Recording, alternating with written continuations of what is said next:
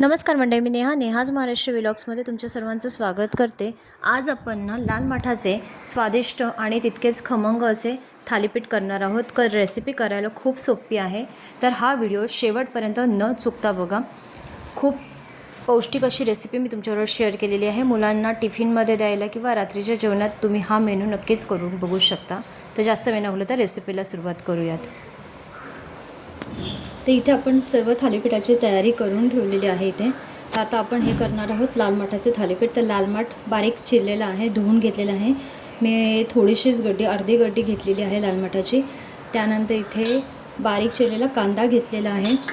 ज्वारीचं पीठ 2 वाट्या घेतलेलं आहे, याच वाटीच्या प्रमाणात घेतलेलं आहे। हीच वाटी 2 वाटी घेतलेलं आहे ज्वारीचं पीठ। त्यानंतर हे जे आहे गव्हाचं पीठ आहे, गव्हाचं पीठ 1 वाटी। त्यानंतर इथे बेसिक मसाले घेतलेले आहेत आपले। तर इथे हिरवी मिरची आहे, ही मी एकदम तिखट मिरची नाही घेतली, ही पोपटी मिरची जी बाजारात अवेलेबल होते ना, ही बारीक चिरून घेतलेली आहे अशा प्रकारे पोपटी मिरची। त्यानंतर थोडेसे जिरे घेतलेले आहे। जिऱ्याच्या ऐवजी तुम्ही जर जिरे पावडर घेतली तरीही चालणार आहे। तर इथे मी गावरान तीळ घेतलेले आहे। गावरान तीळ नसते तर पांढरे तीळ वापरले तरी चालेल, आणि हे अगदी ऑप्शनल आहे तीळ।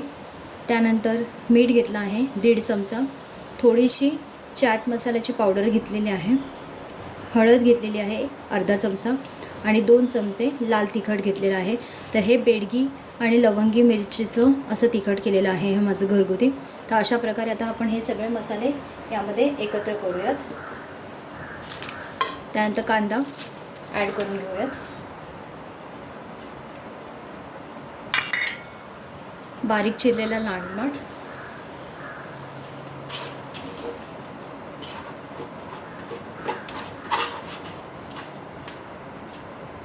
आता अशा प्रकारे आपल्याला हे सगळं मिश्रण एकजीव करून घ्यायचं आहे हलवून।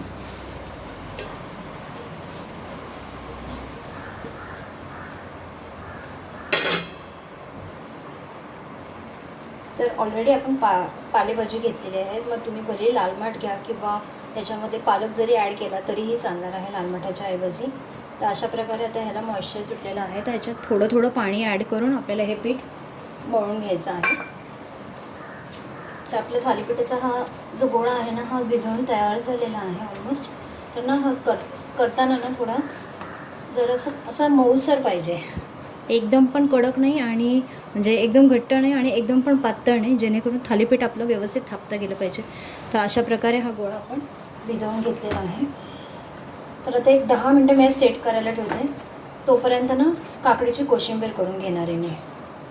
तर आता 10 मिनटं होऊन गेलेली आहेत। आता याचं काय करायचं, थालीपीठातला ना छोटासा गोळा काढून घ्यायचा, त्याला थोडासा पाण्याचा हात लावायचा, एक सुती कापड घ्यायचं, कापड थोडंसं ओलं करायचं। मी पोळपाट घेतलेलं आहे खाली, तुम्ही ताट घेतलं तरी चालू शकतं। आणि मध्यभागी ना अशा प्रकारे मी ज्या व्हिडिओमध्ये दाखवते त्याप्रमाणे आपल्याला असं पाणी थोडंसं शिंपडून थापून घ्यायचं आहे हा गोळा।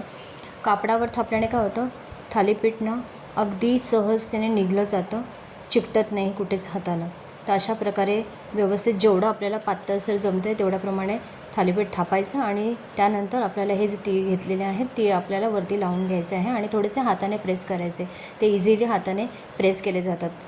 तर अशा प्रकारे आपलं हे पहिलं थालीपीठ थापून झालेलं आहे।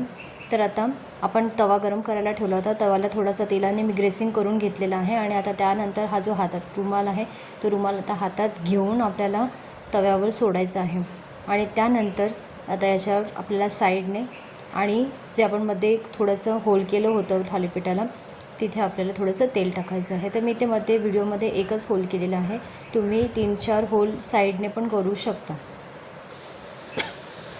तर अशा प्रकारे तेल सोडून झाल्यानंतर ना आपल्याला थोडासा मीडियम गॅसवरच ना एक ताट ठेवून घ्यायचं आहे आणि थालीपीठ चांगलं एका बाजूने शिजू द्यायचं आहे।